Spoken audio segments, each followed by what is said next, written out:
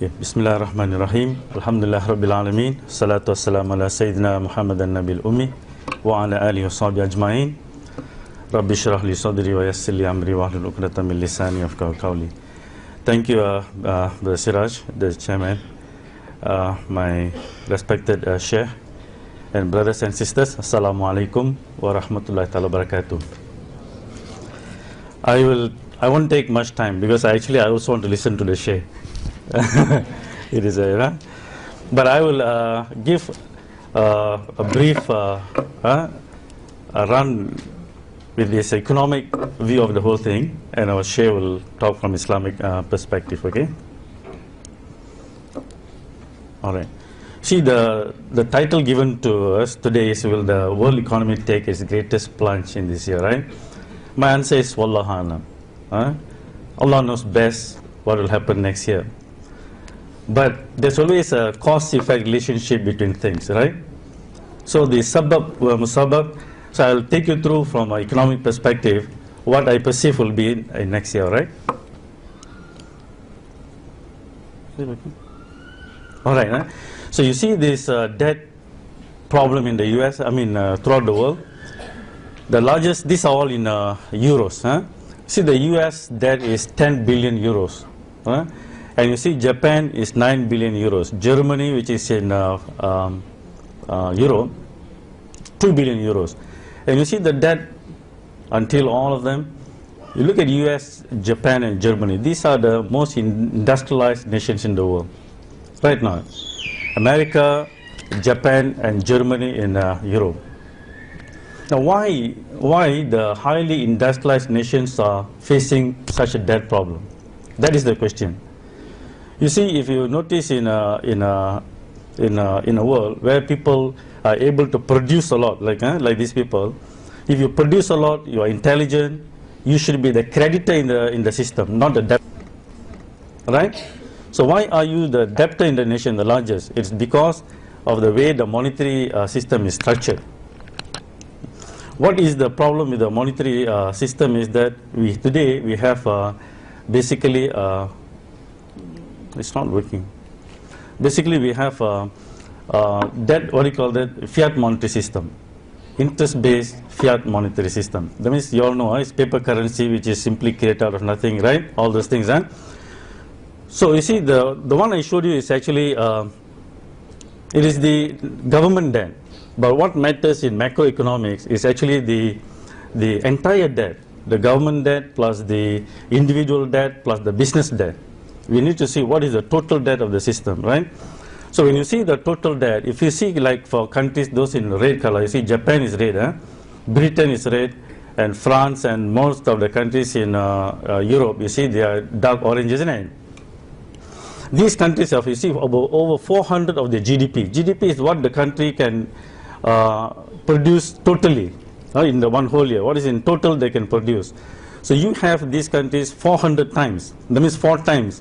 The debt is 4 times what the country can produce. Look at Japan. Japan is the highest in the world, the total debt. So the total debt of Japan is 4 times it can produce as a whole nation. You see that? And you know that it carries compounded interest. So when debt carries compounded interest, it is an exponential function. So therefore, the number grows exponentially day by day. So what happens when you have a system like this? The real economy, the economy that produces real things, it cannot match the rise of the debt. You follow? So the monetary system will not be able, the real sector will not be able to catch up with the monetary sector. That is the whole, what is happening in the global economy right now. All right. Now you see this is the gold price. This is the gold price from the day we started talking about it. Upon Nick Mahani is behind. She was with us from the time we were doing this. So you see, when we started to talk about the gold price at that time, it was only about 160 something per ounce. Now you know it is almost 1,700 plus already, right? So you see the gold price, it has gone to, do you see the exponential growth? Now, the important thing is this. A lot of studies have shown that the goal, when you price relative to real things, the things that you produce, it is a constant. It is a constant. So if you see an exponential growth like this, what is it telling you? It is basically telling us that the dollar and the global economy is collapsing exponentially. That is the story goal is telling us, okay? The dollar and the global economy is collapsing exponentially. It is not the price of the gold is telling. It's telling the story of the dollar. Okay. All right. So you notice. Look at this. So therefore, when an economy is unable to pay the debt, you see 400%, Japan, right, is stuck. America stuck. Japan, Europe also stuck. Right. We call that in economics liquidity trap. The markets are all in liquidity trap. So when you have a liquidity trap, the way to solve this is through debt relief. You have to write off the debt. You have to lupuskan all the hutang lah. You have to write off the debt, at least the interest portion. The interest portion you got to write off, and you require people to pay only the principal portion. Now that is necessary if you want to jumpstart the economy again. I will come back to that. So when you don't do that, when people when people and businesses default, then there will be a collapse of the monetary system. That's what we call the meltdown. A destruction of money takes place currently. So you see the America, and then you see Europe, and you also see Dubai, right? The Arab Spring also has had relation to that. And I think by next year and so on, we will be facing it. There is a domino effect that is taking place. So the Arab Spring is also because of a collapse of the monetary system. So it all started in 2007 when the subprime crisis started. You all are aware of that, right? So it's actually a destruction of the dollar. So the destruction of dollar spread the problem to the Europe. So you saw many banks in Europe also were collapsing, right? So now the Arab world, the Dubai and so on, that's what is happening. So what we are observing today is basically the collapse of the debt-based monetary system globally. The debt-based monetary system is what is collapsing globally. So if I can, that means, you see the major currencies that I showed you just now, the dollar, the yen and the euro, all of them will face problem now. Because these are the major countries with the major debt, isn't it? So when these countries collapse, so all these currencies will collapse. So this is what you're going to face. So when the major currencies collapse, then the question is, what will be this thing? People will lose confidence in all currencies, because these are the major currencies. People put so much of faith in them, right? So when these currencies face problem and collapse, so people will just will lose faith in all currencies. So now the alternative is, what will be the alternative will come into question. Now you see when things collapse like this, you see in a fiat monetary system, you all know what is the seigniorage, right? The seigniorage is, you see, money that is created out of nothing. When you print or when you create money through electronically, it is very easy, very cheap to create. So the free purchasing power that it carries with it, we call the seigniorage. The seigniorage will transfer wealth and power from individuals, companies, governments to people who create money. So this is a view from political economic perspective. You know that the domains of political economy is the struggle for wealth and power, right? So this monetary system will take away the wealth and power from individuals, businesses and governments, and it will enthrone this on people who create money, those who are given the right to create money. Basically, today's the banking system, where the banking system, they will be the ones who become the creators. So you saw the statistics earlier. You saw America, Japan, and all this. You saw they are becoming debtors, isn't it? But in accounting, you know that for every debtor there must be a creditor. So who are the creditors in the system? Those are the ones. So to whom you gave the right to create money out of nothing and give to people as a loan on a compounded basis. So they are the creditors in the system. Okay? So the whole world, individuals, businesses and governments will become indebted. You all will become indebted. The creditors will be the banking system. And slowly you will find the control over the resources of the nation and also the power will be enthroned on this group. Very easy. I don't think you need a PhD to understand this, right? Very simple logic, isn't it? Now you notice what happened in the European debt problem. You see, in the European debt problem, after the entire thing collapsing, you notice that they replaced one new Italy and Greece got new prime minister, right? So you notice the new prime minister, it's not elected, but you see he's a member of former Goldman Sachs international advisors. Look at Greece, also appointed. Who is this thing? He was the former governor of the bank. So you will find that this is what will happen. Ultimately, you will see that the people will be placed at the so our politicians all will have to give away slowly, you know. So the other politicians will come, and then they will put an austerity plan on you. You have to, you have to work and work and work. You become slaves, and they'll put high taxations, and you will become austerity plan and so on. Basically, you will do a life of slaves. That's what will happen in this monetary system. Go ahead on the next. So you see, to solve the European problem, you see, German Chancellor Angela is calling for fiscal union. You see, the euro is a monetary union. Then you see, with the monetary union alone, you cannot go on. You see a lot of problems, isn't it? It's also because of the Seigniorage. So you need a fiscal union. That means the governments, when they want to do the budgeting, they got to be united. That's what I mean by fiscal union. So when you have a fiscal union like that and a monetary union, basically you become a one country, one nation. You see that? So the local politicians will lose power after that. You'll become, you just follow whatever orders being given to you. You get it, huh? So this is what it is. So it's going for fiscal union, and I say this is the path to the one world government. You notice in the Arab world, what is happening? It is one by one, the leaders' collapse is creating a vacuum in leadership. Isn't it? Right? So it creates vacuum in leadership, and here you will see that the formation of a kind of one world government. So you need to see the monetary system with global politics, then you see what is happening, okay? So if you ask me what needs to be done for this thing, I've got a number of things. I put the most important ones. The first thing is you got to give the system a write-off, at least the interest portion. That's what the Quran says in the Quran says. For that, you need to write off all the riba and the interest portions. You are entitled to your principal, right? But unfortunately, in the today's system, the principal is also created out of nothing, right now. So that's the reason why I put number one, you nationalize the banks. So you nationalize banks like China, India, and many other countries like Brazil and so on. So when you pay back the principal, you pay back to the nationalized bank.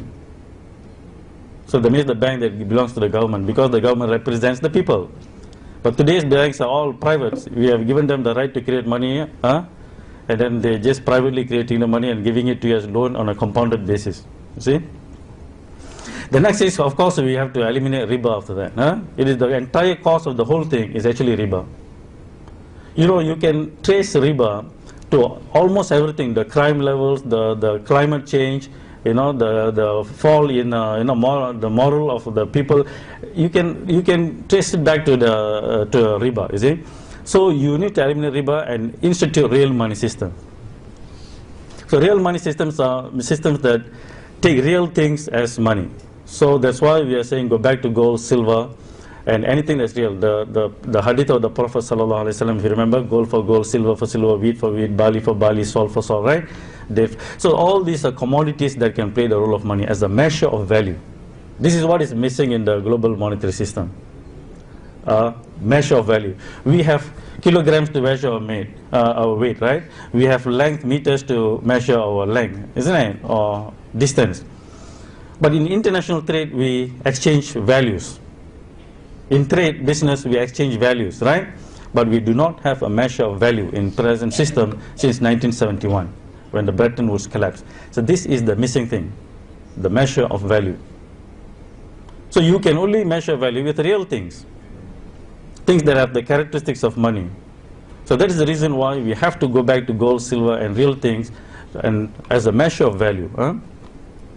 And because the present system has created so much of imbalance, because you see, if you give me the right, let's say this is economy, if you give me the right to create money, I can just create money and give you guys a loan at a compounded basis. Soon you'll find most of your wealth will accumulate with me. So if you want to solve the problem, I have to take, you have to take back some of this wealth and give it back to you. Otherwise, you will not be able to start back the economic this thing again. You notice that? So when the system accumulates so much of wealth with me, I have got to give it back. So that's why redistribution of wealth is necessary.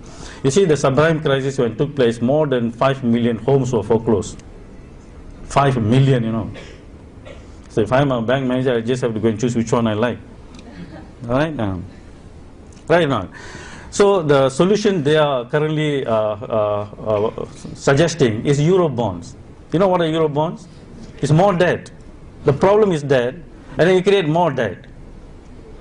How to solve problem with a debt with another debt, is it? You see, you need to understand problem solving in micro and macro.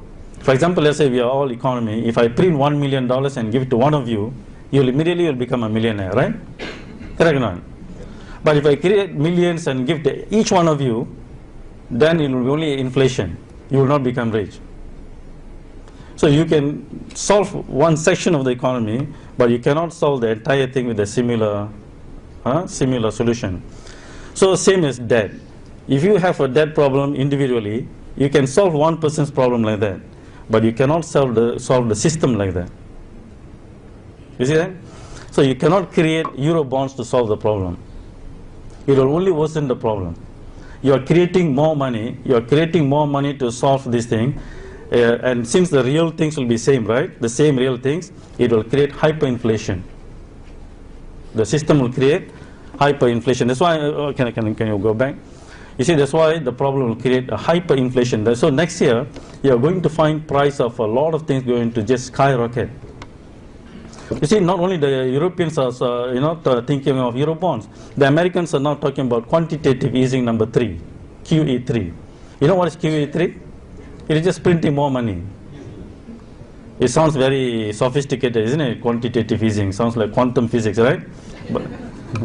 But it's basically just like printing. It's printing more money. So all this will create global hyperinflation. So what is worrying is this, your price of your rice, price of your wheat, the staple food will skyrocket next year. The bread and everything, when they take this kind of solution. See? So countries that import food will be devastated. You see that? And it will bring the whole world economy into a serious recession when you go on in this path like that. All they want to do is they just want to try to save the euro at all costs because they know it's unsustainable. So they're trying to create more money, and then when you create more money like this, it will just still again accumulate with the same small group of people. It's not going to be distributed widely with the entire system. It's going to accumulate with a small group. So it's going to create a serious unemployment and also a global economic depression, if you see from the way I see the direction it's going. And if you learn anything from our past history, mankind, whenever such things happen, they always try to solve the problem through wars. So when you cannot control people through economic, this thing like this, the seigniorage of the international currencies, which are losing, all of them, euro, the dollar, yen, all are going down. So what do? You go and take the people's real resources, take over the real resources. So that is the reason why you see the game in the Middle East. It is actually a war for oil. It's a control for oil. Because if you control the oil resources, you can control China, you can control everyone, because they all need the oil for the economic engine. You see that? Even Alan Greenspan in his book, the Age of Turbulence, he mentioned the Iraqi war is for oil. It's in the book. Right? You can say it is for the mass destruction and all the stuff, but it's for oil. So if you see the game, there's only one country left for them to take on. The moment if they get Iran, then the China will be subdued. So the whole game, it is not all these Islamic terrorists and so on. It's basically to check the rise of China, basically China and Russia and so on. So that is the reason. If you notice recently, the general in China, right? He gave a warning. If you touch Iran, then it's a war. It's going to be a World War III. Why are they saying that? You see? The Chinese generally say, if you touch Iran, it's going to be World War III.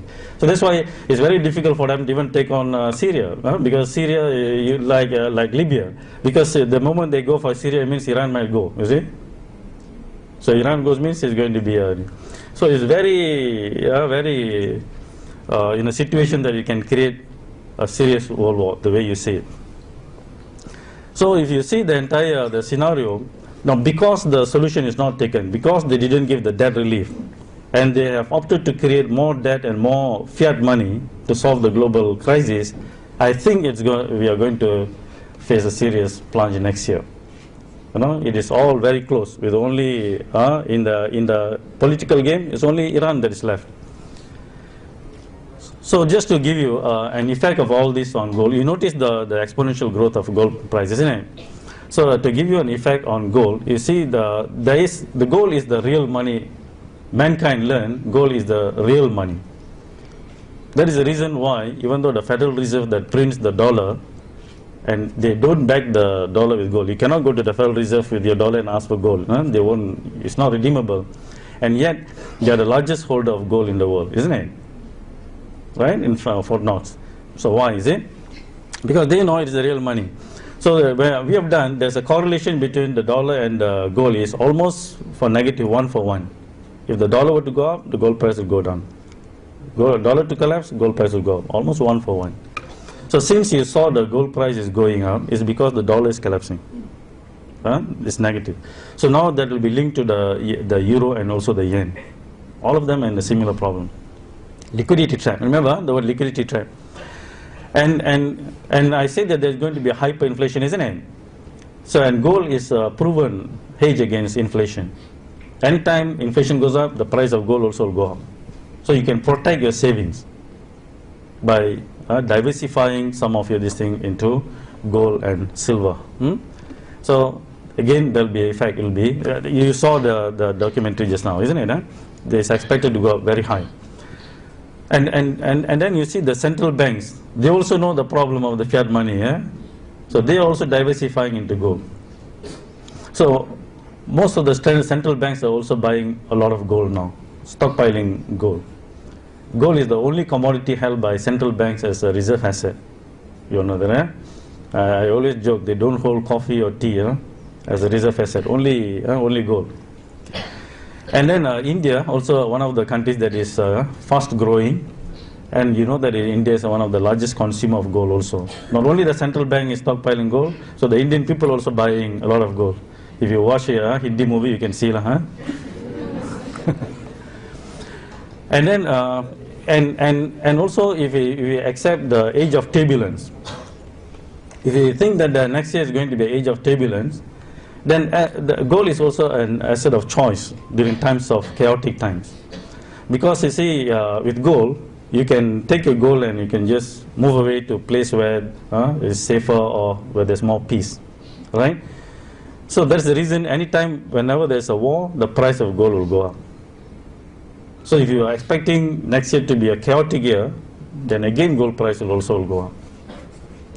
In fact, Alan Greenspan, the former chairman of the Federal Reserve, when he left the Federal Reserve in 2005 or 2006, right? When he left, immediately he wrote a book. You know the title of the book? It's called The Age of Turbulence. See, he knew what was coming. Next, you see, it is also a proven store of value. Proven store of value. So the moment you convert this thing, you see the paper money that you have, the savings you have, every day its value goes down. Each time the banking system gives out a loan to someone, the value of your savings will go down because of inflation. But gold can protect it. That's why in Malaysia, if you have a 10 cents coin, it will be written in 1970 or something, right? I always like to say this because I was a small boy during that time. The 10 cents can buy you a roti canai. I used to get to go to school 10 cents. There's the money I get for to go to school. 10 cents. You can buy things. Today, if you bring the 10 cents to the to a restaurant, what can you get? Even a glass of water they charge 20 cents now, right? You get nothing. But if you take a gold, you see the gold during the time of the Prophet ﷺ can buy you a sheep. It's documented in Sahih Bukhari and so on, isn't it? That is a very well known in Islam. So we can give that example. So today also you can buy you a sheep because the dinar is now by 800 something dollars. You can buy a gold, right? Isn't it? So you see, for 1,500 years it can maintain its purchasing power. That's what we mean by it's a proven store of value. Our other currencies, within 30 years, the value is gone. The dollar lost its value in the last 40 years, 90% of its value. The dollar. From 1971 to this one now, 90% of the value is gone. See? And that's the reason why a lot of people are talking about returning back to the gold standard, gold dinar and so on. Even not only us, even the Western. The Nobel laureate said this century is going to be the gold is going to return. Even the president of World Bank said, let's go back to gold. So when everyone is talking back, let's go back to gold. So again, the value of gold will go up. So you can see, when I mention gold, it's also related to silver. Okay. So these two metals, they always play the role of money together. Yeah. So you will notice that this will be the effect on the metals. So what about individuals? What can we do? The governments, I don't think they'll be able to take the actions that I mentioned to you. They're not going to come, some politician, okay, we are going to write off all your debt, It's not going to happen. Even though in history it happened. Historically it has happened periodically, they will do that. But in the modern world, I don't think it is possible.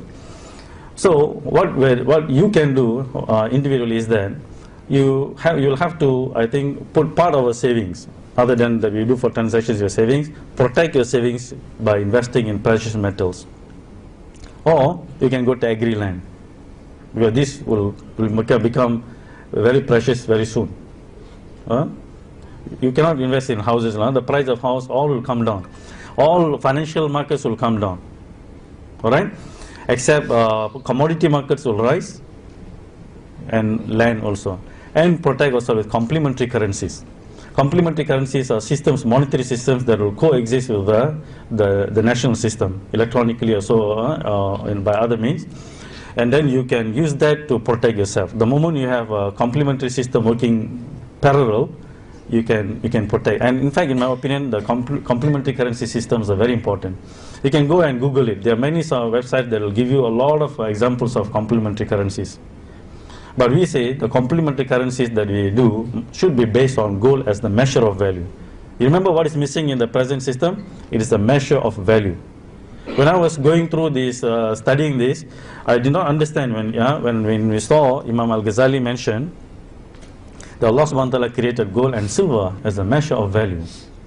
You use that to measure. And when I first read this, I was hoping why the Imam didn't say, that Allah subhanahu wa ta'ala created as a medium of exchange. To use it as money, no. Is to play the role of as a measure of value. In fact, you'll come to understand that is what is missing.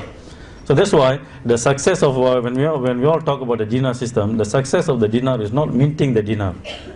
It's not in minting the dinar or this thing. Yes, it is important, but the success in pricing things in gold and silver.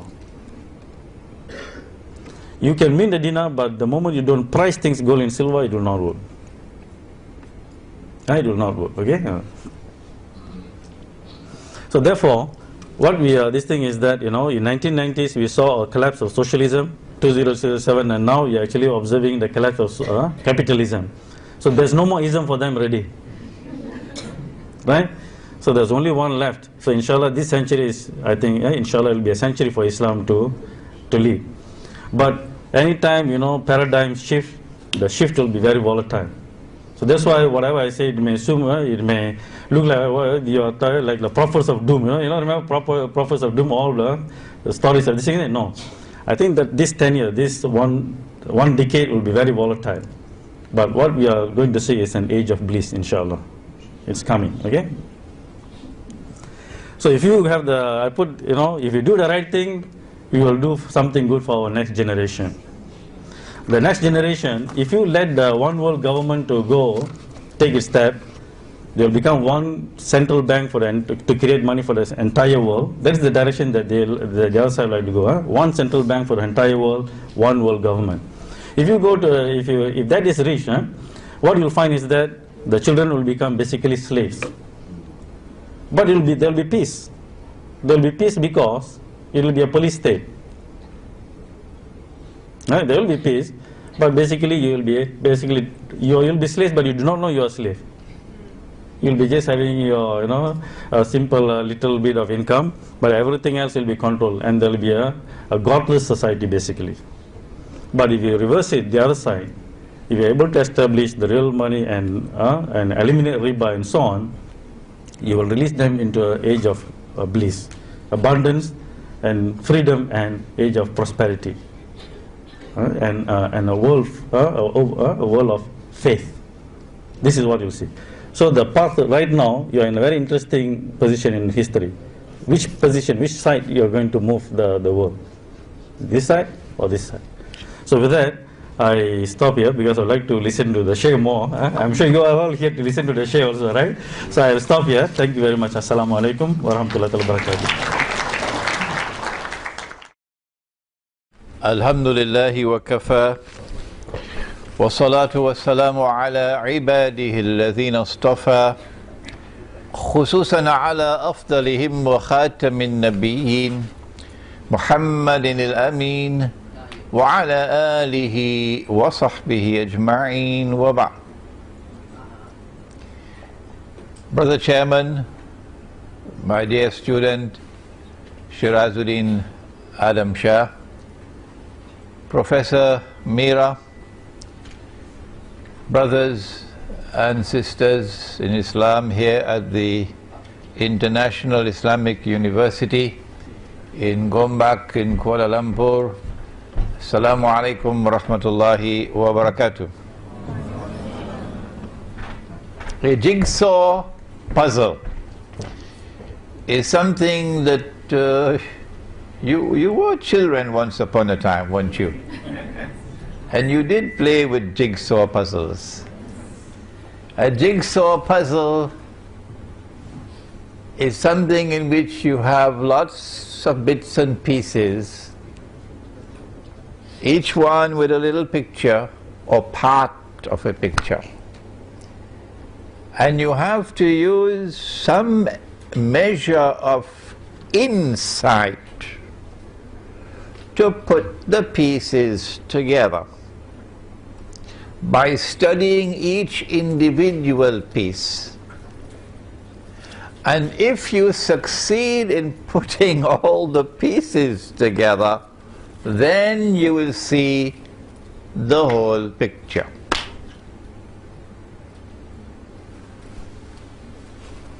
Only, excuse me, my opinion, and you are free to differ with me, is it only Islamic eschatology today can put the pieces together and give us the big picture, which explains events which have been mysteriously unfolding in the world and which are accelerating at this particular time,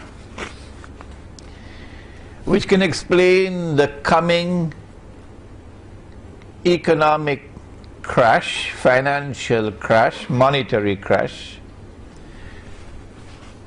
concerning which Dr. Mira has done such a splendid job this morning. I'm jealous of him. I don't know how he can do it, and yet do it so simply and press all the buttons so beautifully to explain to you the crash that is coming and why it is coming. You know me, that for 15 years or more I have been saying that the US dollar is going to collapse. I've been saying more than that the US dollar must collapse. And I was not doing that because of economic or monetary analysis. I was doing that on the basis of my studies in eschatology. Eschatology, ilmu akhiruz zaman, is so easy, but this big word is so difficult. Ilmu akhiruz zaman, the study of the end time, the study of the end of history. How did I know that the US dollar must collapse? And with it, that the US dollar, the US economy would crash. In 2004, in a lecture in Trinidad on Dajjal, which is all over YouTube, I used the words flying high. You're flying high now, but tomorrow the crash is coming. That was 7 years ago. And that when the crash comes, it's going to bring down the entire monetary system. It's going to bring down all the paper money in the world. This, you know, the stuff that we have in our pockets, the bogus, fraudulent, utterly haram paper money.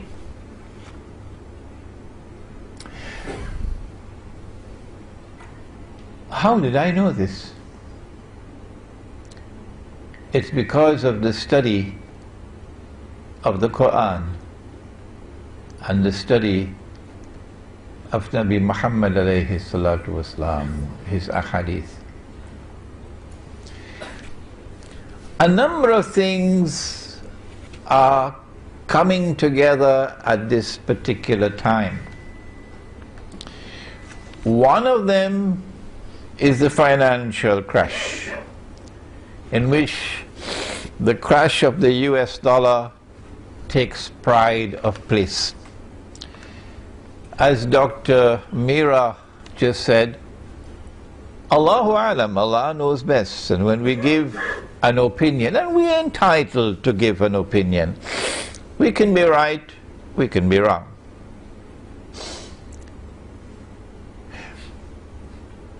The US dollar is now in a place called ICU, in a hospital, intensive care unit.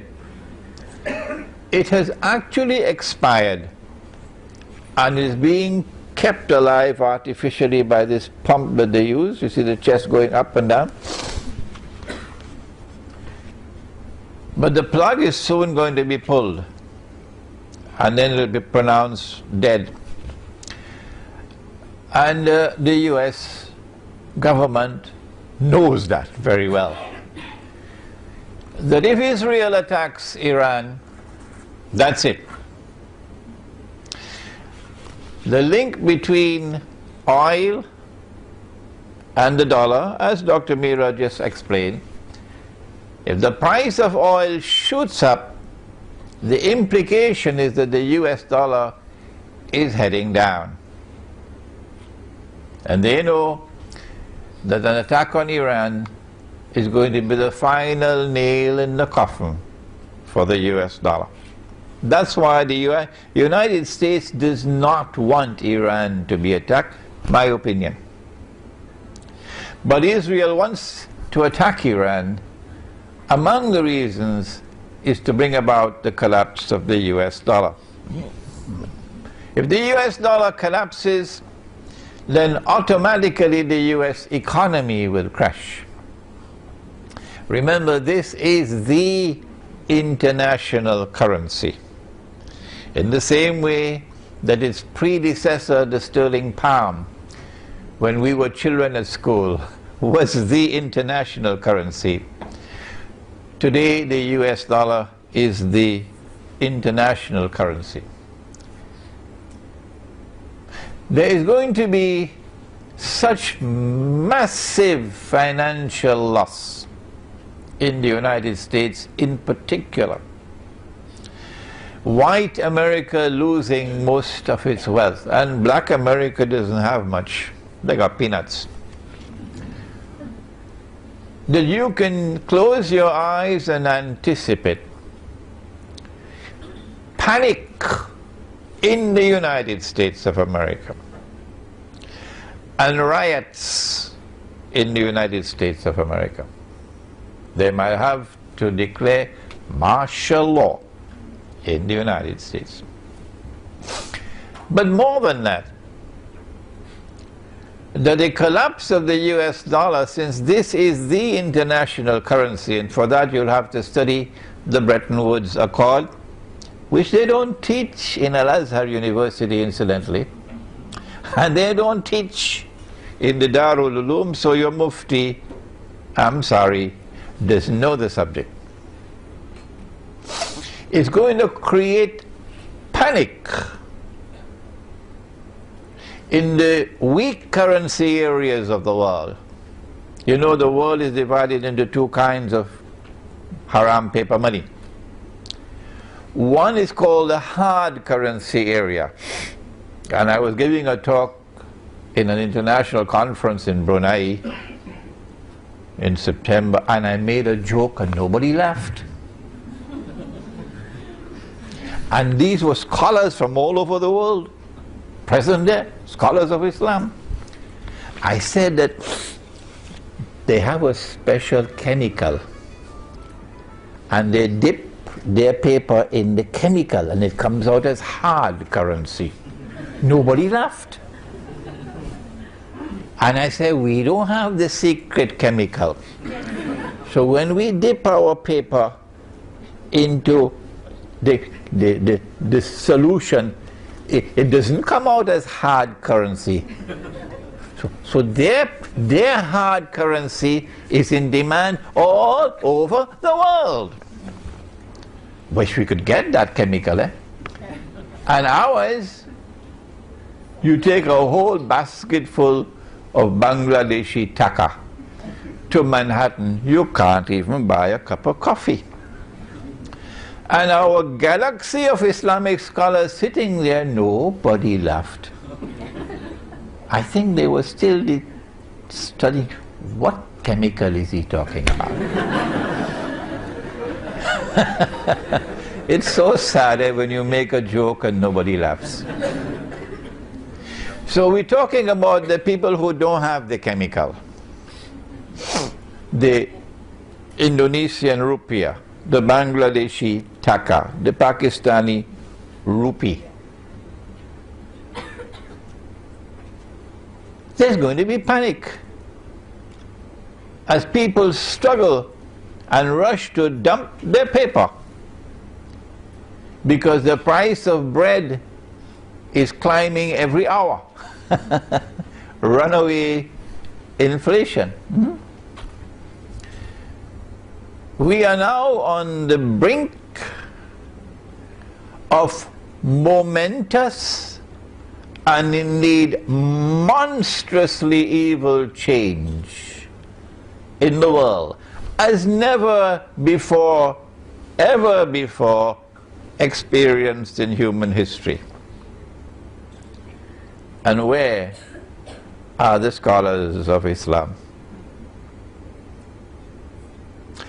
who are arguing with us? What is his Aqidah? Where did he get his ijazah? Is he a Sufi? And yet these are our brothers. And they are our brothers, and we do not speak disrespectfully of them. Who would declare of us, don't listen to Imran Hussain, who for 15 years now was able to see that this is coming. They still can't see that it is coming. They cannot understand the Arab Spring, that it is preparatory to the Arab slaughter. A number of things are taking place at the same time now. And I want to introduce you to some of these pieces of the jigsaw puzzle, so we can try to put them together. I don't have to repeat what Dr. Mira has I don't know how he did it, so brilliantly put all those pieces of the economic and monetary jigsaw puzzle together. But I have to expand on what he just gave to us. Additional to the economic and financial and monetary crisis of the moment, there's something else happening since 9/11. A proliferation of wars in different parts of the world, mostly the world of Islam. And if you notice something, in nearly all of these wars, or in fact in all of these wars, it is Uncle Sam. It is Uncle Sam who has to send his troops most of all. The American military is involved up to its throat. Yes, there is help from NATO, from the rest of NATO. And there is a pocket of presence, support from Japan and from Australia and from other places, but that's token support. But the brunt of the fighting is being done by the American military.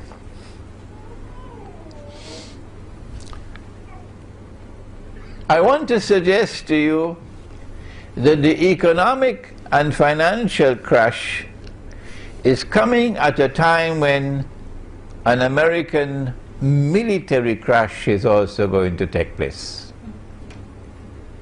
It's not just the US dollar that's going to crumble. No. That the United States has been led by its nose to a trap where it will overextend itself. And the one that is leading the United States, I hope they're listening to me in the American Armed Forces, the one who is leading the United States to a military trap are the Zionists who control the US Congress and the State of Israel. If Iran, there's a lecture I delivered maybe 1 week ago in Tamantun, Dr. Ismail, which is on YouTube, implications of a Zionist Israeli attack on Iran, in which I have explained the subject in much greater detail, and we can mention here today that as soon as Israel attacks Iran, and I am anticipating that Israel would not want to deliver a knockout blow to Iran, because Israel wants Iran to remain strong. Why? Because Israel knows that Iran is going to respond by attacking the American troops in Iraq, where Iran has the advantage of geographical position. And Iran has the second advantage of the majority of the population of Iraq will be supporting Iran because they are Shia.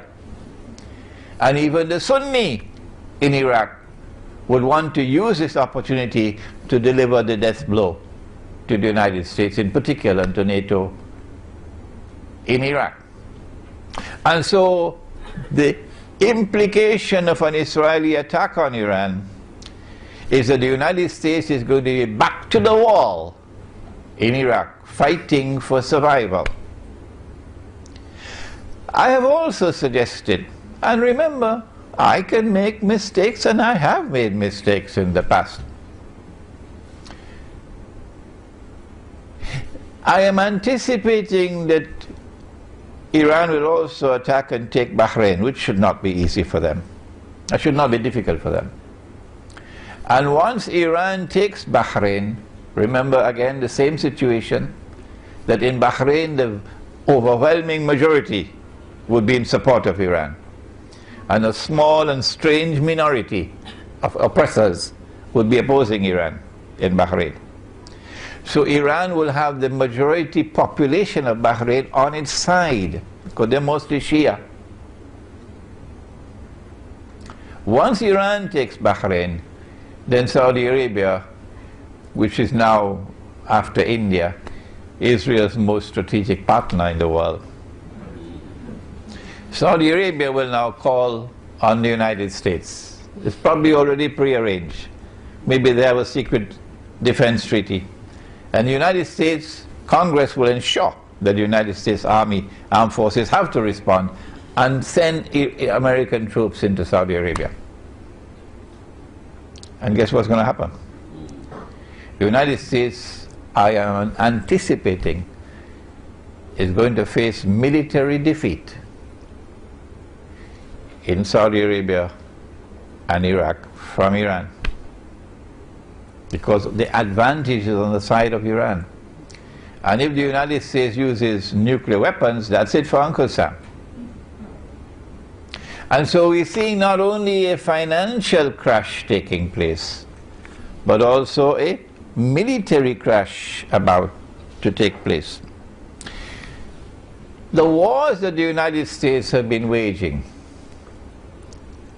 particularly since 9/11, and the monstrous lies which they've had to tell about 9/11. You know, I have said that there are three kinds of lies. You heard it? There are ordinary lies, and then there are great lies, and then there's 9/11. The only people who are now holding on to 9/11 and the official explanation of 9/11 are your governments and your newspapers, you know, mainstream newspapers and television stations, who know that they cannot cross the line. They are slaves and servants of you know who. So around the world the people are waking up, and around the world there's growing resentment against the United States, to the extent that I have a student here in KL who is an American, who was born in the United States, who speaks with an American accent, and is afraid to go to Pakistan. Why? Because if I go to Pakistan, although I look Pakistani, once I speak with an American accent, I'm going to be in danger. I'm going to be in danger.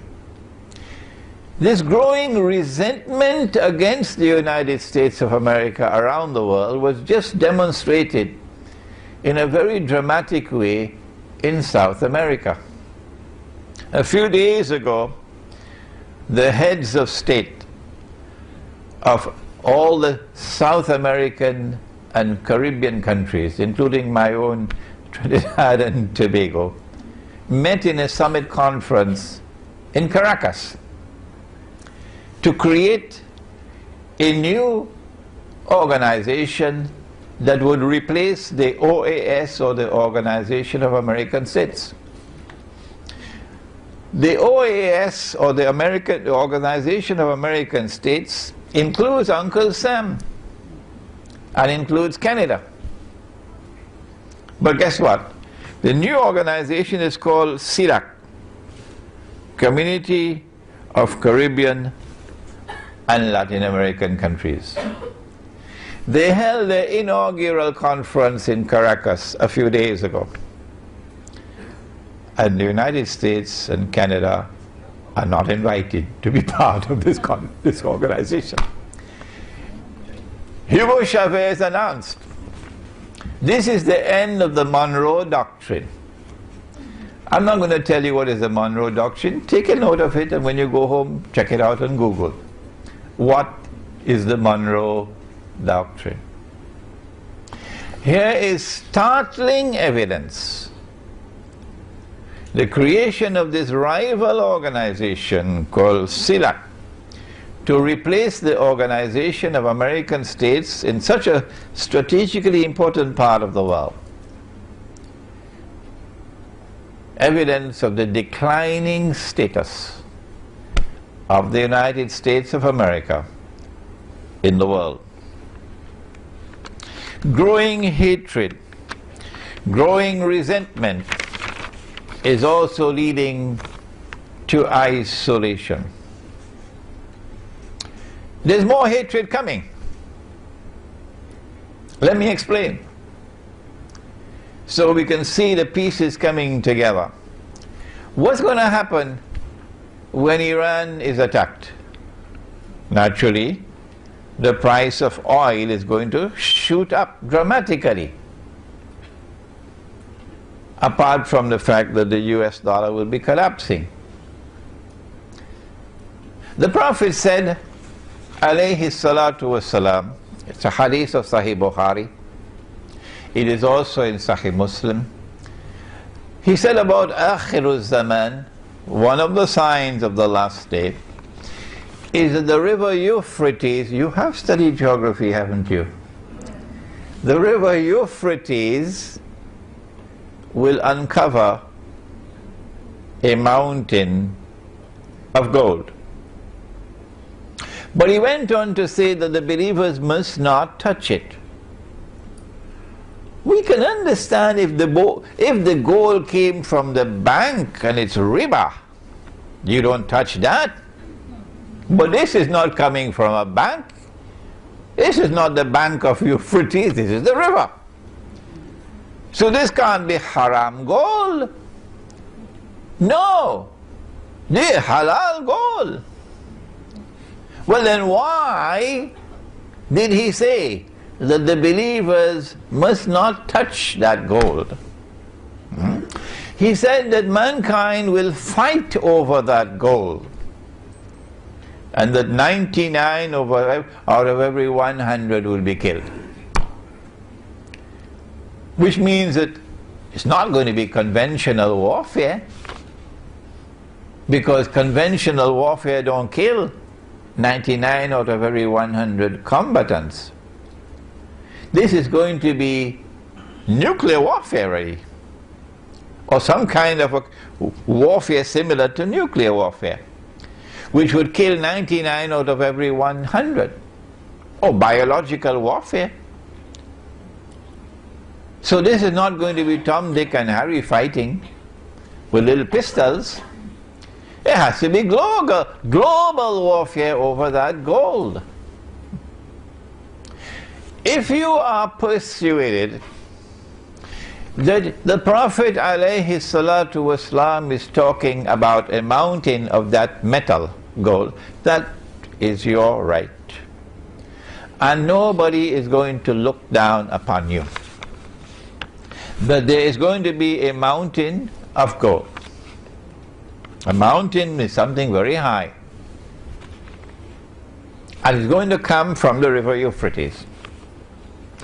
Or maybe you might want to say, well, the Prophet ﷺ is using symbolic language when he used the word mountain. And that what he meant was a large amount of gold, because gold is normally underground, under the river. So a large amount of gold is going to come from underneath the river. Maybe you want to use that kind of interpretation of the word mountain. But there are some who say, no, mountain is mountain. And you have no right to interpret the word mountain to mean large quantity. Or you may want to allow me to offer an opinion. And of course you know the warning. Whenever Imran Hussain gives an opinion, please do not accept it until you are convinced that it is correct. I can't do more than that, can I? I want to suggest to you that not only is the word mountain being used symbolically, but also that the word gold is also being used symbolically. And that what the Prophet ﷺ is speaking of is black gold or oil. Yes, I know. They're going to jump on my neck now. But never mind. It's a different methodology at work here, from the one which reduces religion to text and insists that the text must always be interpreted literally, the Protestant version of Islam.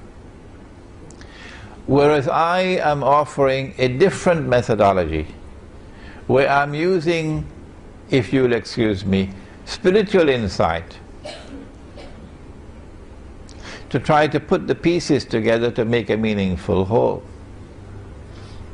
That the black oil, the black gold or oil, as soon as it was discovered anywhere in the world, the Zionists immediately made sure they took control of it. Everywhere in the world that oil was discovered, the Zionists ensured they took control of it. They even had control of Venezuela's oil until Hugo Chavez came along. They even had control of Iran's oil. And they engineered a coup d'etat to overthrow Mohammad Mossadegh so that they can recover control over that oil until the Iranian Revolution came along and they lost control of that oil. Why did they want to take control of oil, the Zionists? Because oil became the machinery of a new world economy, an industrial economy. It made the factories work. It gave us transportation. You are now hooked onto oil for transportation. You are now hooked onto oil and to fertilizers for agriculture. You are hooked onto oil for industrial manufacturing. You can't do without oil. And the day that you don't have oil, you're going to have riots. So guess what's going to happen now when Israel attacks Iran? That's why he said the believers should not touch it. Meaning, do not allow yourself to become dependent on that oil, because it's a trap. I remember an engineer in Lahore in Pakistan. He's passed away now, may Allah have his mercy on his soul, who established an engineering company in Lahore, British trained engineer. And he said to me, all that we wanted to do was to explore the use of solar energy for running fans, for fans to operate. Pakistan is a hot country. And if we could succeed in using solar energy for fans, we would cut the import bill on oil for Pakistan. So every home has fans. And he says, as soon as my company went to work on this project, the World Bank and the IMF sprang into action and came down on the government of Pakistan to force our company to abandon this project. Meaning, they did not want us to escape from the trap of dependence on oil. And so now the trap is about to be sprung. Escalating prices of oil as soon as Iran is attacked. And Iran is a major producer of oil, but in addition to that, Iran sits in control of the Straits of Hormuz. The Persian Gulf, all the oil tankers have to pass there. Straits of Hormuz is very narrow. On one side is Iran, on the other side is Oman. And Iran can close the Straits of Hormuz. And so we'll have a dramatic and monumental increase in the price of oil. And that's going to break the back of many people around the world. Because the price of oil increasing means the price of food increasing. Do you understand? Are you seeing the picture? The price of food increasing, the price of transport increasing, the price of manufactured goods increasing, cost of living rising and rising and rising. And when people cannot afford because of the increasing price, they're going to blame Uncle Sam, because he's the one who's been waging all these wars for the last 10 years. And Israel will take a little bit of the flak But the media will ensure that the major blame goes on the United States. So I am suggesting to you that when the Prophet said, sallallahu ta'ala alayhi wasallam, the believers should not touch that gold, it doesn't make sense that he's talking about the metal. Why should we not touch the metal, which is halal? I'm suggesting to you, and you do not have to accept my opinion, once again, that this is a different methodology at work from that one, or the Protestant Islam, in which we interpret the text as religious symbolism, and we say it's black gold. Why are these pieces coming together at this time? And we can go on to many other things. We want to suggest to you that which puts all the pieces of the jigsaw together to give you the big picture, the Islamic eschatology, is saying to us that the time has come for the United States of America to be replaced as the ruling state in the world.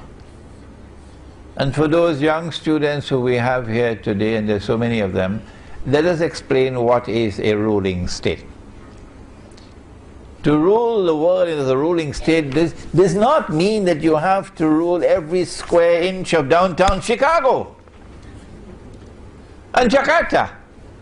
No!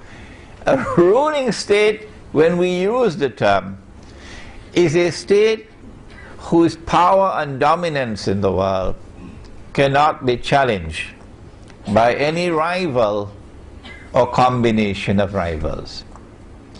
In this sense of the word, the holy state of Israel, established by Nabi Dawood alayhi salam, the Prophet David, and Nabi Sulaiman alayhi salam, the Prophet Solomon, was the ruling state in the world. And Nabi Sulaiman alayhi salam made the dua which is in the Quran, that Allah may grant that no state in history could ever rival this state, the holy state of Israel. And so came the status of a ruling state. You know about Jerusalem in the Quran, I forgot it over there, it's at the back. Jerusalem in the Quran, we explain the hadith of the Prophet ﷺ about three ruling states. Three ruling states created by Dajjal in his 3 stages of his mission. Before Dajjal will emerge in this world of space and time as a human being. He would be a Jew. He would be a young man. He would be powerfully built. He would have curly hair. And from Jerusalem he's going to declare, I am the Messiah. And all the Zionists, the Christian Zionists and the Jewish Zionists and their followers, would say, yes, he is the Messiah. But you and I know that would be a lie. He is someone who has been created and programmed to impersonate the Messiah. And you and I know that the Messiah is the son of Mary, Nabi Isa alayhi salam, the Prophet Jesus. He would be Dajjal, the false Messiah. And the time has now arrived in the process of history where, after having created Britain as the first ruling state with something that they call Pax Britannica, and then having caused or engineered the collapse of Britain and its replacement with the United States of America as a second ruling state in the world with something that they call Pax Americana, we have now reached that moment in time using our methodology which they reject. Protestant Islam rejects our methodology, and Protestant Islam says, don't listen to Imran Hussein. Don't listen to him. He has no Aqidah. He's a Sufi. Well, go ahead. Go ahead. But you're still my brothers. And I don't speak disrespectfully of you. But this methodology is delivering the goods. This methodology is explaining the world today. And I won't end without explaining the methodology. That we are now located at that moment in time, and I'm addressing you now, Protestant Islam, when the Dajjal's day like a month is ending, and his day like a week is beginning, and a new ruling state is emerging, which will replace the United States of America. That is the big picture. The jigsaw puzzle has now been put together. Israel wants to replace the United States of America as the third and last ruling state in the world. You have never said that, Protestant Islam. We are saying it. And guess what? The Muslims around the world are convinced that we are correct. And we thank Allah who gave us the insight to be able to see the big picture through Islamic eschatology. When Israel takes over from the United States, and the financial crash and the economic crash and the military crash and the hatred for the United States around the world and so on are all part of the agenda to bring down the United States. When Israel takes over from the United States and the world, then Israel must establish its political and economic dominion over the whole world. And the first people that have to rule will be the Arabs. Of course. Otherwise no Jew will accept this as a ruling state. And so the Arab Spring has come at this time to facilitate the wars that Israel will have to wage in order to subdue the Arab world and establish an Israeli political and economic dominion over the Arab world. And yet Arab Islamic scholarship knows nothing about this. Arab Islamic scholarship knows absolutely nothing about it. That is our predicament today. That we need a new generation of scholars of Islam using the methodology that we are offering to be able to read the world correctly. It is at this time that we have to ask, why is it that Protestant Islam has emerged at this time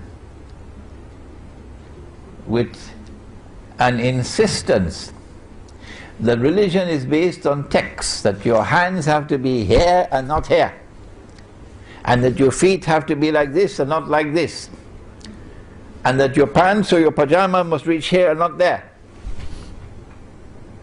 I'm still using respectful language. You should have heard my teacher, Maulana Fadlur Rahman Ansari, rahimahullah. He thundered at them 40 years ago. He gave them, he blasted them left, right and center. But Imran doesn't have his thunder. My teacher of blessed memory, Maulana Fadlur Rahman Ansari, rahimahullah. This Salafi version of the faith, and remember Salafis, you are my brothers. And I am not picking up boxing gloves against you. This is an academic, an intellectual discourse. We differ. Why can't we differ? Why can't we exchange views without hatred for each other? Why? You are my brothers. But that does not mean that you are immune from my offering a valid criticism of a methodology which is incapable of recognizing why the financial crash is taking place now, why the economic crash is taking place now, whereas our methodology is explaining why it is taking place now. And there's something else which is happening at this time. The pieces are coming together. We have a group called the Tabligh Jamaat, who have fanned out around the world. And they are beautiful brothers. Oh yes. When you see the way they live, you see how they're regular in their salat, they dress in a particular way, they're conforming with the sunnah, you say, MashaAllah, MashaAllah. I don't think we can fit Tabligh Jamaat in the blue jeans Jamaat, can we? You know the blue jeans Jamaat. But why is it that at this particular time, when we face a challenge different from any that we have ever faced before, that we should now have this Protestant version of Islam with that epistemology and with this gathering of large numbers of people, 500,000 ijtima in downtown Chicago. Dajjal is not bothered at all about that. Why? They show no concern whatsoever. They show, Tabligh Jamaat shows absolutely no concern whatsoever with Islamic eschatology that would explain the reality of the world today and which would anticipate the events which are unfolding today and tomorrow.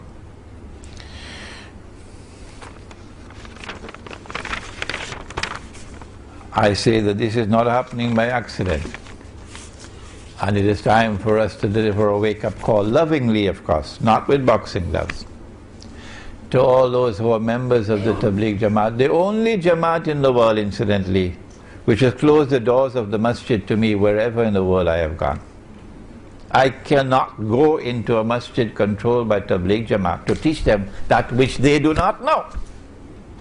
And they don't have the teachers to teach it.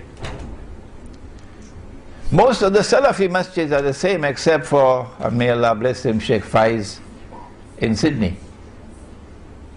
Sheikh Faiz, who is the foremost Salafi Sheikh of Australia, graduate of the Islamic University of Medina. And when I was in Australia for my second visit in 2002, Sheikh Faiz came to my home where I was staying and brought a Lebanese breakfast one morning so we could sit down and have Lebanese breakfast, and then invited me to his center to give a lecture on Islam and the international monetary system. And before the lecture could take place, he asked me to come into his office. And he said to me, Sheikh Imran, I want to become your student. Those were the words he spoke to me. Well, he's such a learned man, I should be his student. Why is it?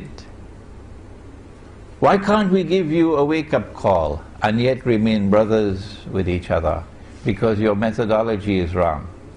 You're putting your head in the sand like an ostrich in Tabligh Jamaat and not paying attention to understanding events unfolding in the world is dangerous for the Ummah. It's like sleepwalking through history. I thought Ronald Reagan was the only one who did it. But that's what you're doing, Tabligh Jamaat. Do not be annoyed with me. Do not be offended. Because you are my brothers. Now let's come to the methodology. The Prophet said, alayhi salatu wasalam, that every prophet warned about Dajjal. And the Prophet Nuh alayhi salam warned about Dajjal. But I'm going to tell you something that no one has ever said before me. Dajjal sees with the left eye, he's blind in the right eye, it looks like a bulging grip.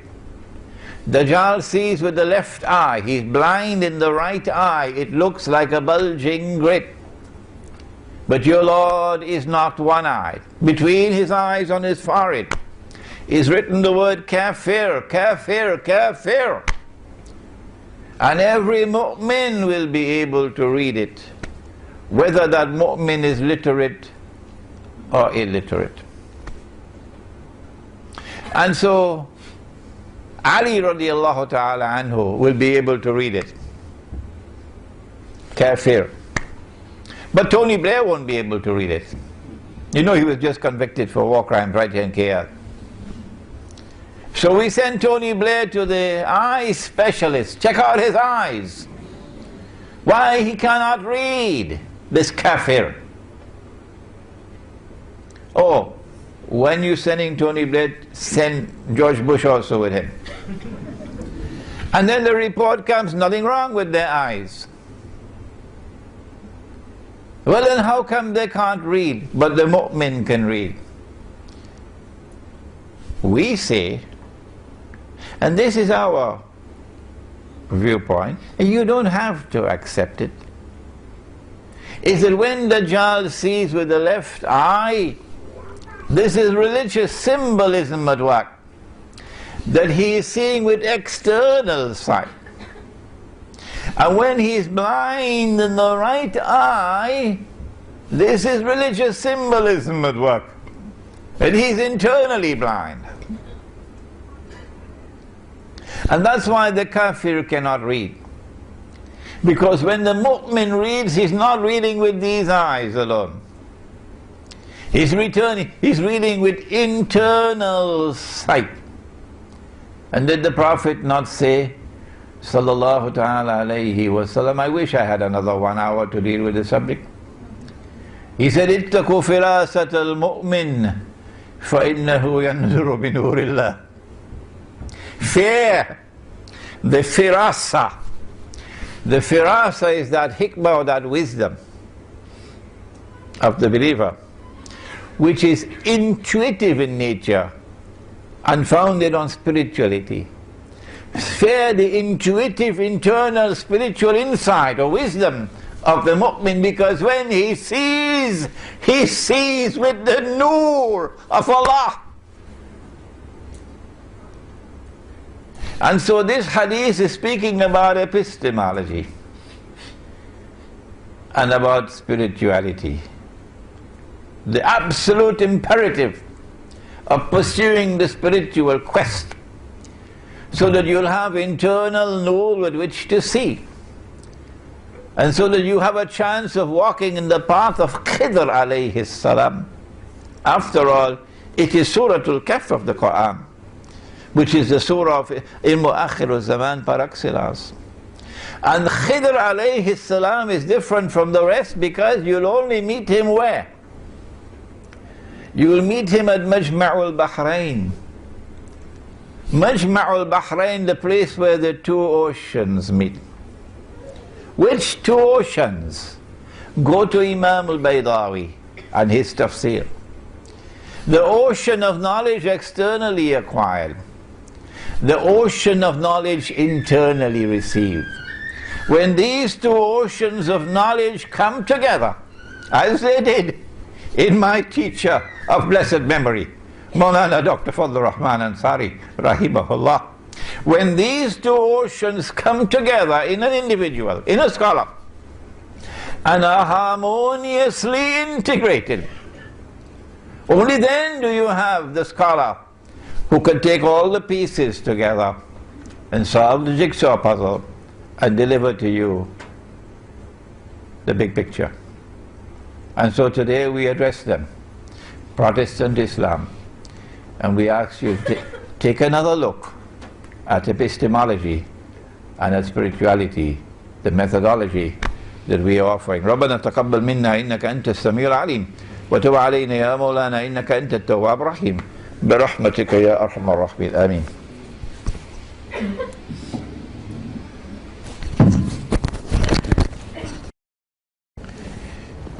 There are those who believe that and they are correct, of course, that money in Islam is dinar and dirham.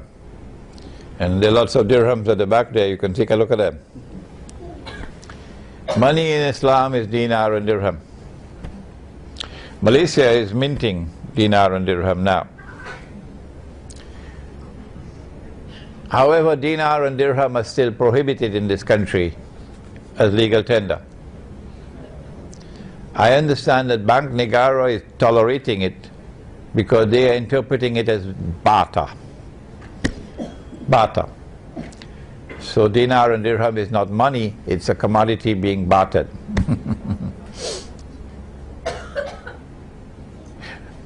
There are those who are persuaded, and I don't want to call names, that it is possible for us to overturn the current monetary system of paper money, which is on its way out, and electronic money, which is already here, that we can overturn it and replace it with dinar and dirham at the macro level.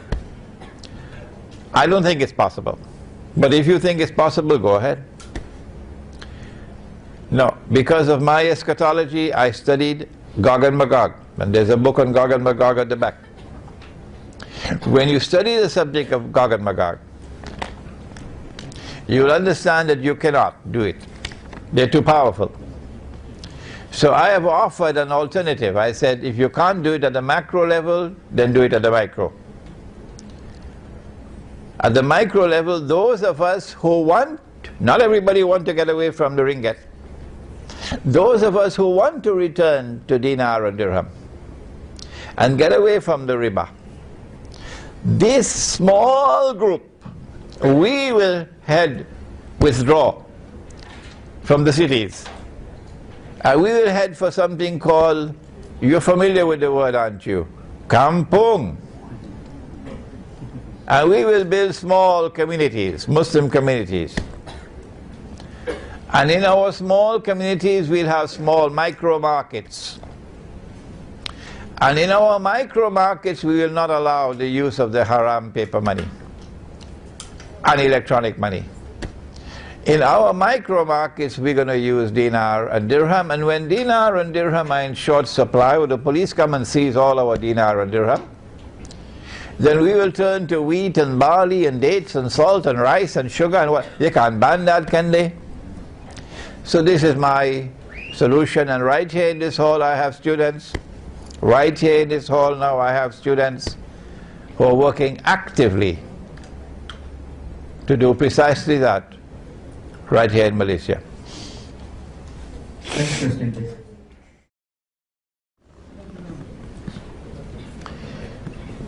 It is my opinion that the Arabs are being set up to be slaughtered. Israel has already decided that Israel has to wage big wars to subdue the Arabs. And these wars may include biological warfare, because the Prophet ﷺ prophesied that the Arabs are going to be wiped out by plague. Swine flu, taste of things to come. But Israel does not want to wage her big wars and appear naked before the world as an aggressor, because they want Pax Judaica to look good. And so you bring an Arab Spring, but you can only bring that Arab Spring after you have tortured the Arabs for 40 years, humiliated them, barbaric oppression for 40 years. Only then can you bring an Arab Spring. When the Arab Spring comes, it offers you freedom. That's what they did with the Soviet Union and communism. In order for the United States and Western Europe to look good, they had to engineer a Bolshevik revolution that brought into being communism. And they had to then demonize communism as a prison where people had no freedom. They had to do that to offer a contrast. We are the free world. What nonsense. We have the free market. What rubbish. Which free market? But we swallowed the garbage, didn't we? This is the free world. And this is free trade, and this is the free market, and all that rubbish and garbage. Why? Because they created communism to use that as the bogeyman.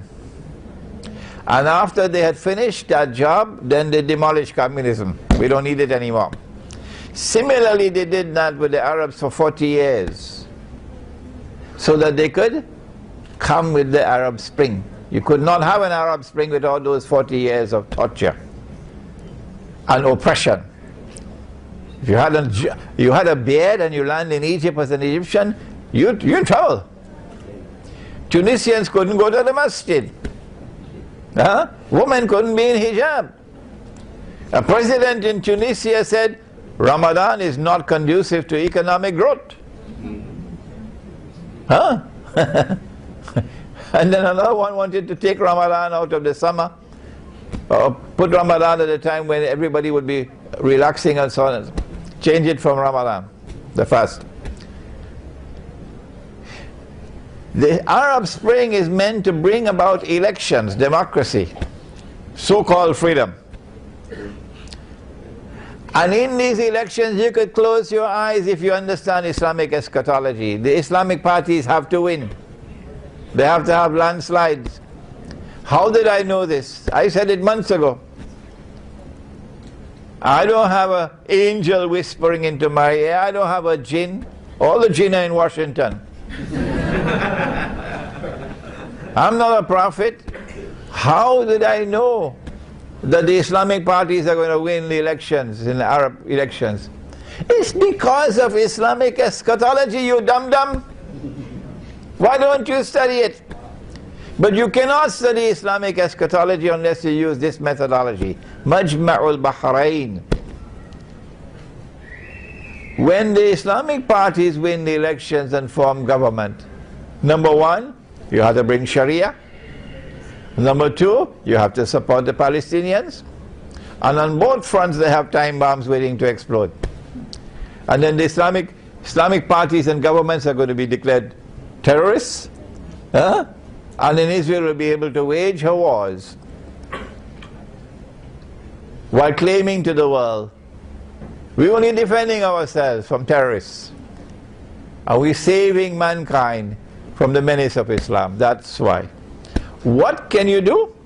You can start in the Arab world by creating a new generation of scholars of Islam who have the capacity to study and deliver Islamic eschatology, that you'll understand the reality that you're facing in the world today. Unless you understand that reality, you cannot respond to it. Yes, I believe that there are going to be more of these monstrous acts of terrorism that the Israeli Mossad will engineer and the CIA, and then they put the blame on us. Yes, I believe it's going to be coming. In addition to the very valid point made about monetary matters, Islamic banking is also fraudulent on another front. Nabi Muhammad ﷺ would sometime buy goods and he would not have the money to pay for it. So the shopkeeper would give him time to pay. When you buy and you're given time to pay, this is called a credit transaction. Credit transaction. So a credit transaction is halal in Islam. But there is no evidence that the shopkeeper was allowed to raise his price because he had to wait for his money. And so credit price and cash price had to be the same. If credit price is higher than cash price, higher purchase, or murabaha. If credit price is higher than cash price, the difference between the two would be because of time. That money can increase over time. If you believe that money can increase over time, you are misguided, dangerously misguided. Because Allah says no, money cannot increase over time. That transaction is invalid. That is riba. But the Islamic banks, now they are beginning to understand that the tide is turning against them. So now they're back to the wall. But their so-called murabaha is not halal at all. It's actually riba through the back door. what is Protestant Islam? Let me repeat. A religion, a conception of religion, which came in the European world, which gave to itself the name Protestantism when it broke away from the Roman Catholic Church, and which insisted that religion was based on texts, T-E-X-T-S, and that the texts must be understood literally. This methodology of Protestant Islam, this methodology came to the Muslim world. It started with Muhammad Abdul Wahhab in Saudi Arabia, with a movement. I didn't coin the term, so don't take out boxing gloves for me. The world of Islam chose to call it the Wahhabi movement, so do not fight me over it. For how so long? The whole world of Islam has been calling it the Wahhabi movement. Now you want to fight me over the word? This movement now calls itself Salafi. And I am saying to them, and they are my brothers, and I am not fighting them, I am saying to them that you have the Protestant version of Islam. And in this Protestant version of Islam, where you confine yourself to the study of text, this is your primary concern, not the nur, but the text, and that you interpret the text literally.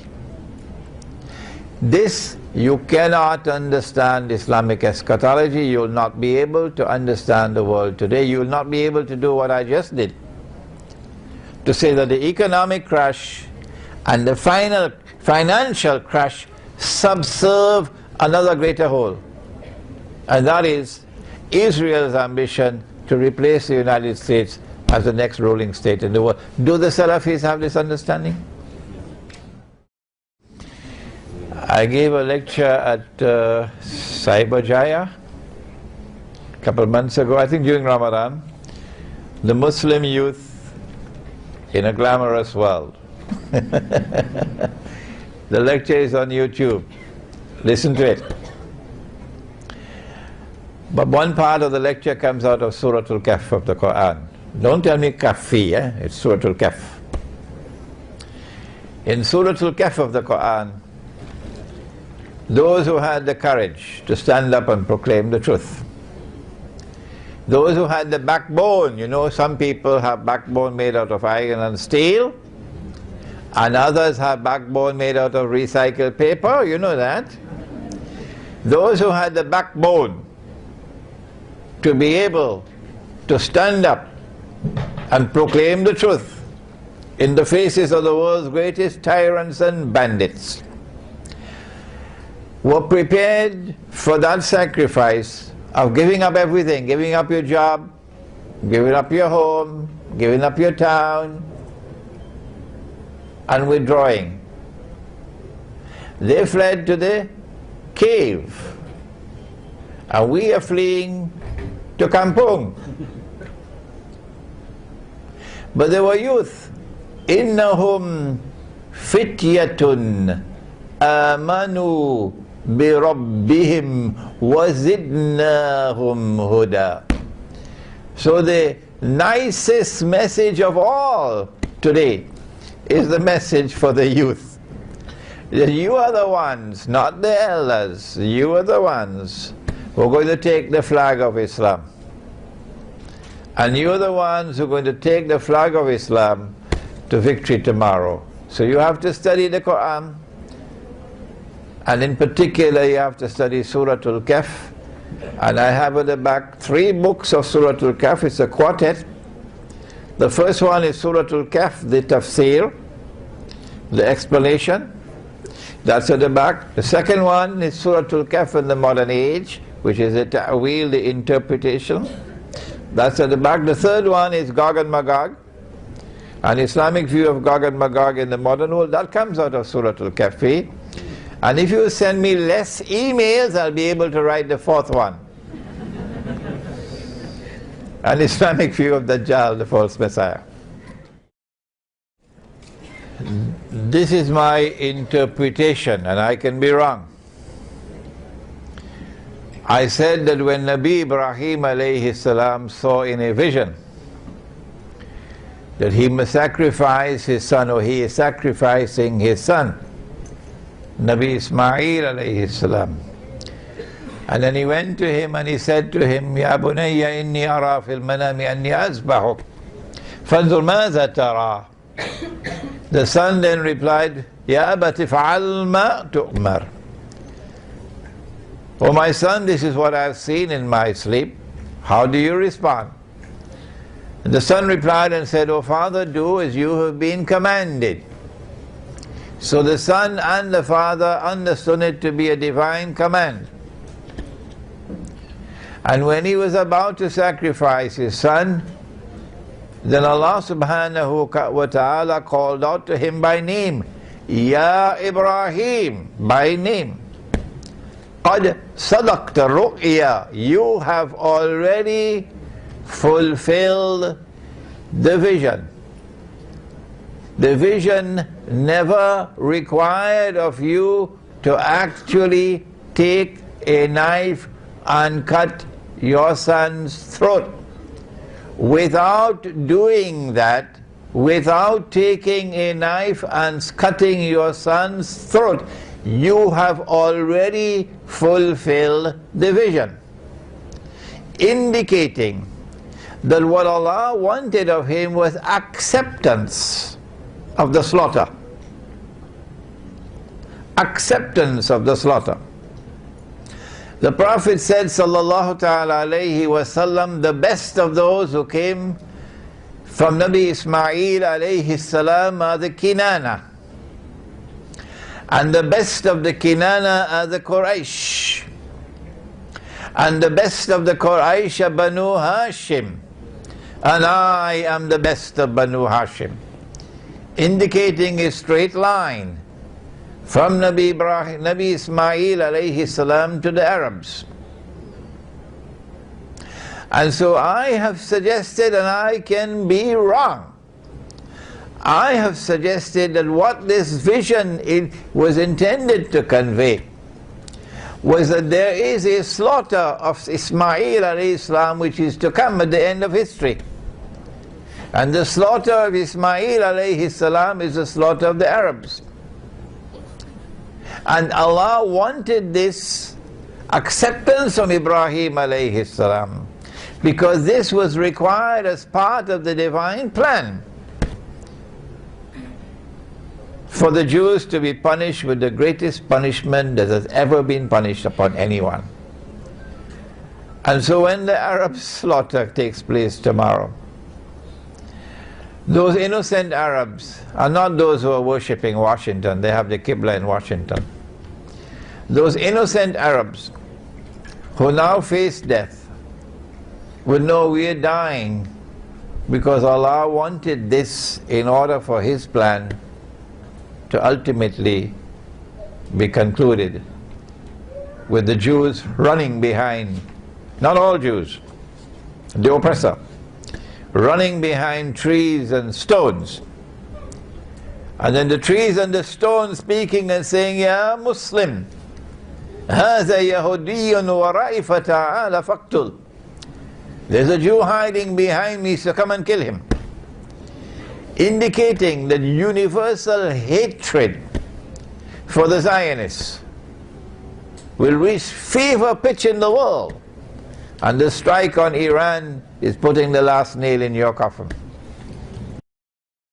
إلهي لست للفردوس أعلى ولا أقوى على نار الجحيم الله فهب لي التوبة واغفر ذنوبي فإنك غافر الذنب العظيم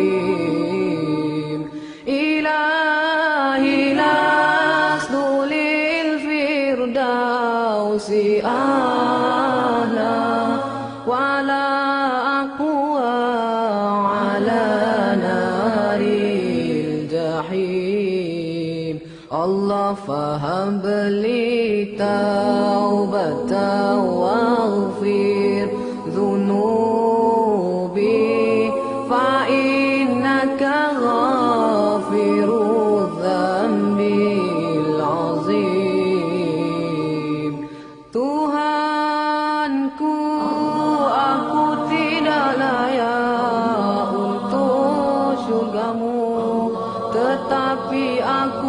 tidak pula sanggup menanggung siksa nerakamu. Dari itu kurniakanlah ampunan kepadaku, ampunkanlah dosaku.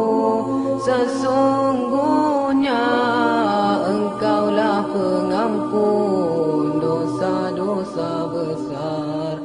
Tuhanku, aku tidak layak untuk syurgamu, tetapi aku tidak pula sanggup menanggung siksa nerakamu. Dari itu kurniakanlah ampunan kepadaku, ampunkanlah dosaku.